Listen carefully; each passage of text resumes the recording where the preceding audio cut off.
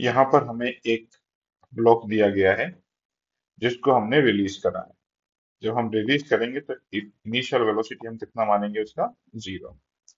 और ये ब्लॉक ऊपर से नीचे जाएगा, इसका वेलोसिटी इंक्रीज होगा, क्योंकि क्वेश्चन में इसको हमने फ्रिक्शनलेस माना है। फ्रिक्शनलेस अगर है ये तो इसका वेलोसिटी इंक्रीज होगा।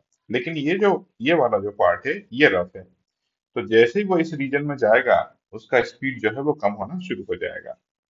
और इन्होंने बोला है कि block comes to rest at it it reaches the bottom.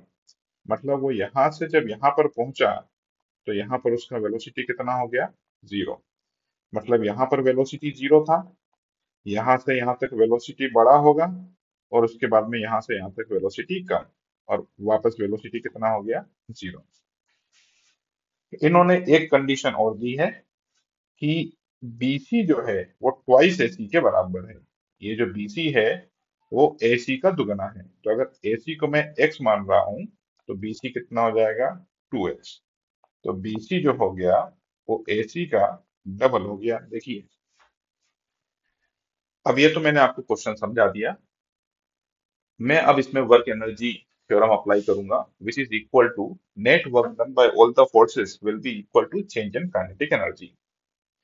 इस ब्लॉक पर जितने भी फोर्स वर्क कर रहे हैं वो इसी ब्लॉक की चेंज इन काइनेटिक एनर्जी के बराबर होंगे। अब आप देखिएगा सेंटर में ये ब्लॉक ही है, बार बार मैं ब्लॉक ही बोल रहा हूं। इस ब्लॉक पर जितने भी फोर्सेस वर्क करेंगे वो जो नेटवर्क डन होगा वो इसी ब्लॉक की चेंज इन काइनेटिक एनर्जी के बराबर होगा। और चेंज इन काइनेटिक एनर्जी कितना, यहाँ पर भी 0 पर था और यहाँ पर भी 0 पर पहुंचा, वेलोसिटी 0 है। तो change in kinetic energy 0 minus 0 कितना होगा, 0। इसका सीधा सीधा मतलब है कि net work done by all the forces कितना होना चाहिए, 0, क्योंकि चेंज इन काइनेटिक एनर्जी 0 है। अब हम देख लेते हैं इस पर कौन कौन से फोर्सेस लग रहे हैं। तो दो ही टाइप के फोर्स लग सकते हैं इसमें, एक तो यहाँ पर कॉन्टेक्ट है और एक नॉन कॉन्टेक्ट फोर्स। अब नॉन कॉन्टेक्ट फोर्स क्या है, mg। mg को याद कीजिए, मैंने आपको बताया था दो डायरेक्शन में तोड़ना है। एक जिस डायरेक्शन में मोशन हो रहा है और दूसरा उसके परपेंडिकुलर। तो मैंने इधर एक फोर्स तोड़ दिया और इसको मैंने लिखा mg साइन थीटा, और इधर एक फोर्स मैंने लिख दिया mg cos थीटा। तो ये हो गया हमारा नॉन कॉन्टेक्ट फोर्स। अब यहाँ पर कॉन्टेक्ट है, कॉन्टेक्ट के लिए मैंने बताया था कि दोनों सरफेस को अलग कीजिए, फिर सेंटर लीजिए और सेंटर से दूर एक फोर्स बना दीजिए। तो ठीक है, हम यहाँ पर एक नॉर्मल रिएक्शन बना देते हैं। इतने फोर्सेस हो गए।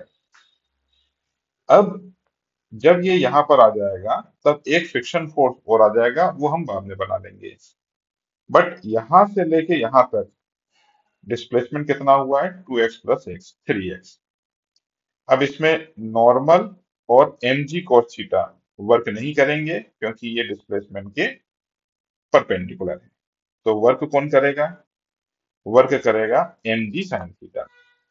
तो मैंने यहाँ पर लिखा है mg sin थीटा, और कितने डिस्टेंस तक वर्क करेगा, 3x डिस्टेंस तक वर्क करेगा। तो यहाँ पर मैंने 3x भी लिख दिया। जब ब्लॉक यहाँ पर आ जाएगा तब एक फ्रिक्शन फोर्स इधर और लगना शुरू हो जाएगा। वो जो फ्रिक्शन फोर्स होगा वो होगा म्यू mg cos थीटा। ऐसा क्यों, क्योंकि ये बॉडी यहाँ पर स्लिप कर रही है, स्लिप कर रही है तो फ्रिक्शन फोर्स का मैक्सिमम वैल्यू लग रहा होगा। और फ्रिक्शन फोर्स का मैक्सिमम वैल्यू क्या होता है, म्यू इनटू नॉर्मल रिएक्शन।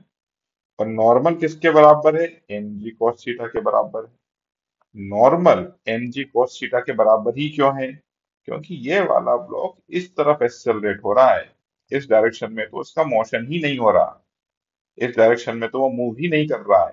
तो अगर वो इस डायरेक्शन में मूव नहीं कर रहा है तो उसका नॉर्मल जो है वो mg cos थीटा के बराबर ही होगा।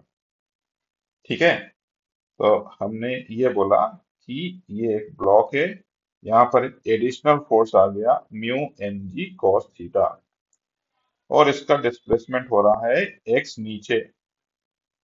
तो फोर्स लग रहा है ऊपर, डिस्प्लेसमेंट हो रहा है नीचे, तो वर्क डन क्या हो जाएगा, नेगेटिव हो जाएगा। So this is work done by ng and this is work done by friction. Sorry, इसमें मुझे x और मल्टीप्लाई करना है, तो force into displacement, this is net work done. और मैंने आपको बोला कि नेट वर्क डन कितना होना चाहिए था, 0 होना चाहिए था। बस अब इसको सॉल्व कर लेते हैं। तो M G sine theta into 3x will be equal to mu M G cos theta into x.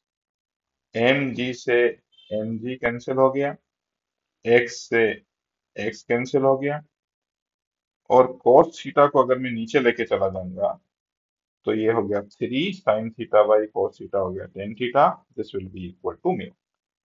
तो म्यू का वैल्यू होना चाहिए 3 tan थीटा। देख लेते हैं हम। अच्छा, इन्होंने म्यू इज इक्वल टू के टेन थीटा बोला है, तो के का वैल्यू हमारा कितना आ रहा है, 3 आ रहा है, तो वैल्यू ऑफ के इज 3। तो आंसर जो है वो हम 3 मार्क कर देते हैं, दैट इज सी।